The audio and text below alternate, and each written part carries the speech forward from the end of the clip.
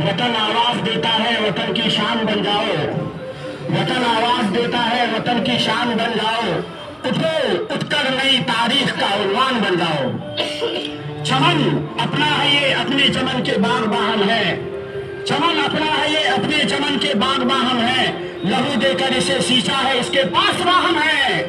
26 جنوری یوم جمہوریت دن 2024 کے موقع سے ہم مدرسہ تنظیم المسلمین رجوکھر عیدگاہ کے احاطے میں آہل مدرسہ کے صدر محترم جناب الحاج ماسٹر مظفر الحسن صاحب اور رکن شورا، تمام مہمانان اور عزیز طلبہ اساتذہ کا والہانہ استقبال ہے۔ عزیز طلبہ، جیسا کہ ابھی تم نے سنا ہے کہ ملک ہندوستان بڑی قربانیوں کے بعد آزاد ہوا ہے، اور ملک ہندوستان کے اندر ایک قانون بنا۔ یہ ملک ہندوستان جمہوریت، سیکولرزم اور آئین کے اعتبار سے پوری دنیا میں سب سے بڑا ملک ہے۔ اس لیے علامہ اقبال نے کہا تھا سارے جہاں سے اچھا ہندوستان ہمارا۔ آج ضرورت اس بات کی ہے کہ ملک ہندوستان جو سیکولرزم، آئین اور جمہوریت کے اعتبار سے سب سے بڑا ملک ہے، اس جمہوریت کو باقی رکھا جائے، اس جمہوریت میں کسی قسم کا خلل نہیں آئے۔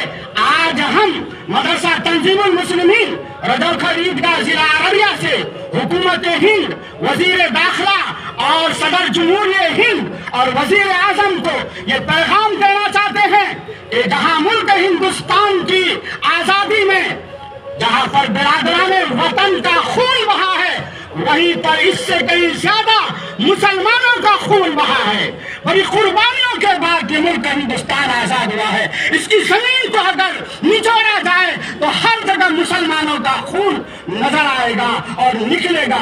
میں آج صدر جمہوریہ ہند سے یہ اپیل کرنا چاہوں گا کہ ملک ہندوستان کی جمہوریت کو باقی رکھا جائے، اس میں کسی قسم کا خلل نہیں آئے۔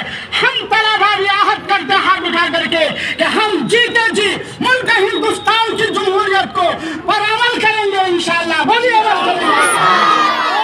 ملک ہندوستان کی جمہوریت میں خلل آنے نہیں دیں گے۔ اگر ہمیں ضرورت پڑے گی ملک ہندوستان کو دوسرے ممالک سے حفاظت کی تو ہم عہد کرتے ہیں کہ سب سے پہلے ملک ہندوستان کے سرحد پر ہم آئیں گے انشاءاللہ۔